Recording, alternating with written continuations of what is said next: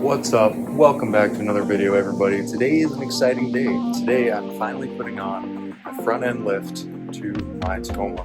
So what I bought was the Bilstein 6112's with the 650 springs for Tacoma. So as you can see, I went ahead and already bought my rims and tires, and as you can guess, I was rubbing pretty hard. So I am excited to get the new coils on. Alright, let's go ahead and do a little pre-measurement before the lift on the driver's side. They're about 36 1/4.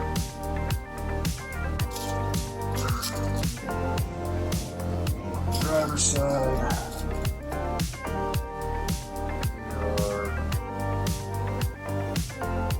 35 3/4. I love that taco lean.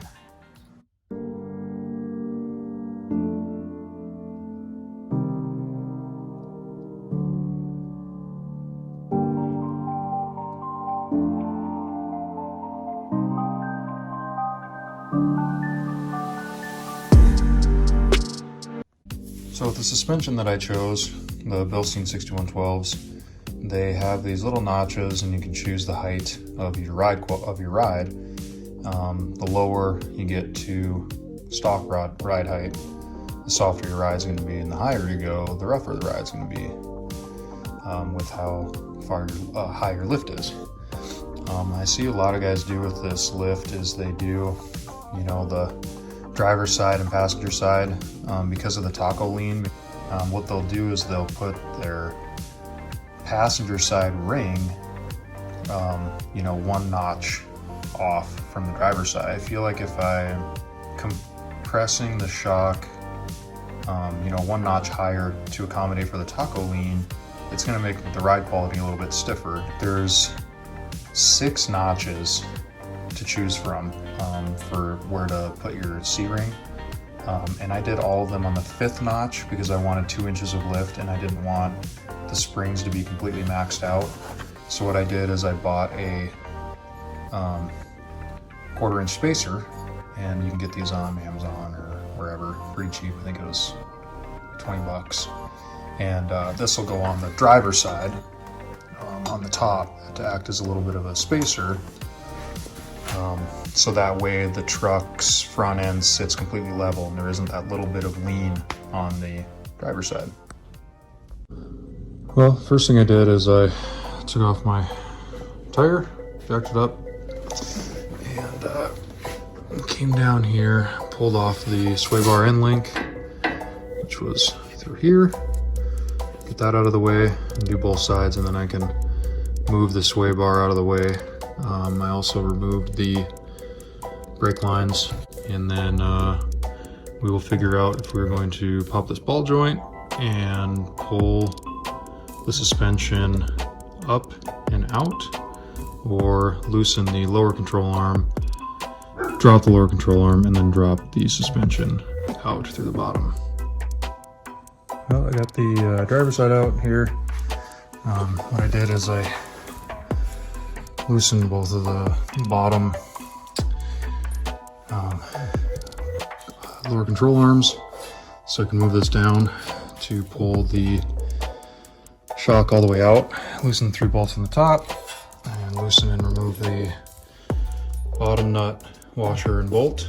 Push this down, move the upper control arm out of the way, and then slide the coil completely out the bottom. So here is the original shock and coil from the driver's side, and here's the one going in. You can see the difference in girth and just beefiness. And I got the taco lean spacer already, and yeah, can't wait to get this bad boy in.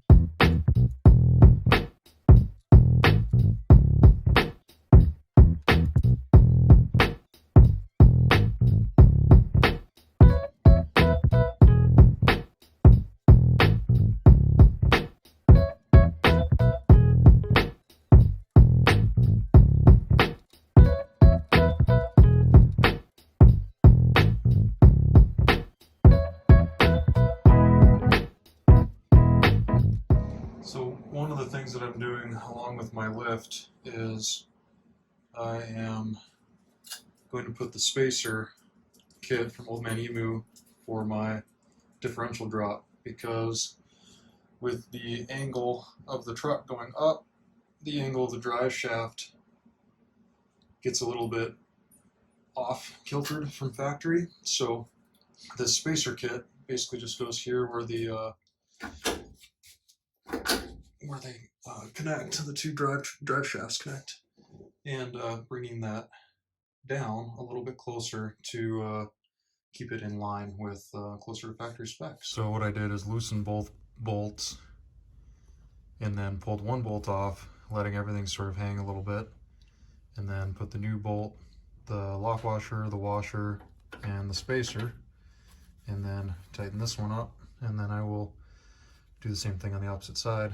And just to note, this is a 15 millimeter and this is a 17 millimeter, the supplied hardware from Old Man Emu. Well, here we are, we got it all in, the driver and the passenger side. So with the driver's side, I loosened the lower control arm and went that route.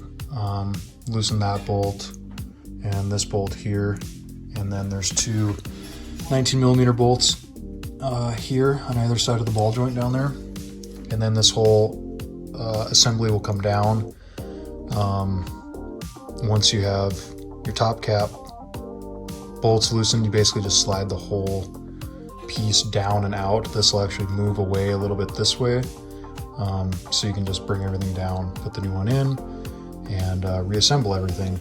So that's the way we did this side. And on the passenger side, we did it the other way, where we popped the upper ball joint, pulled the entire sway bar assembly off and moved it up and out of the way, and then pulled the old coil kind of down and out. And I will tell you, this way was a little bit more of a struggle than the other way, only because it seemed like the tie rod, either the tie rod was in the way, or we couldn't push the lower control arm down enough to get everything out. It was definitely a two-person job to do it this way, and it seemed a little bit easier to just loosen the lower control arm bolts. The only downfall with doing that is you have to be really, really careful to make sure that all of your adjustment parts are where they're supposed to be, because that is what is controlling your alignment. Just be really careful, take that into consideration. I wanted to kind of try both ways, and yeah, but they both work fine. Got everything back together, everything's torqued to spec. I will insert a couple of pictures of the diagrams with the torque specs, so you guys can just refer to that. Make it a little easier than me trying to insert all the torque specs for each bolt. And get the tires back on and get a after measurement and see how much height we got. For the lift, we were at 36 3/4. Now we're at 39 1/4.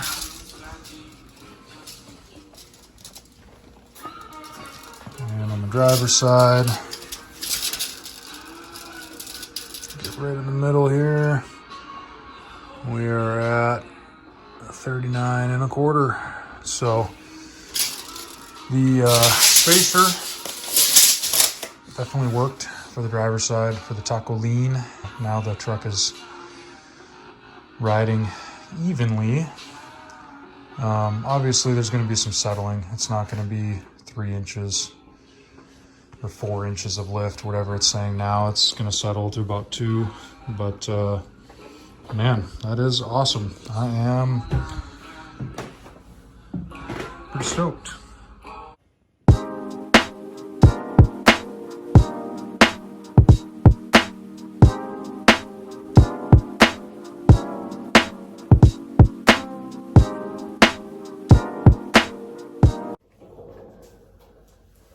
All right. right, everybody. Thanks for watching the video. Hopefully I was some help to you. I am definitely going to enjoy this. So if you like the video, you want to subscribe, you want to see more, you want to show your support, do that.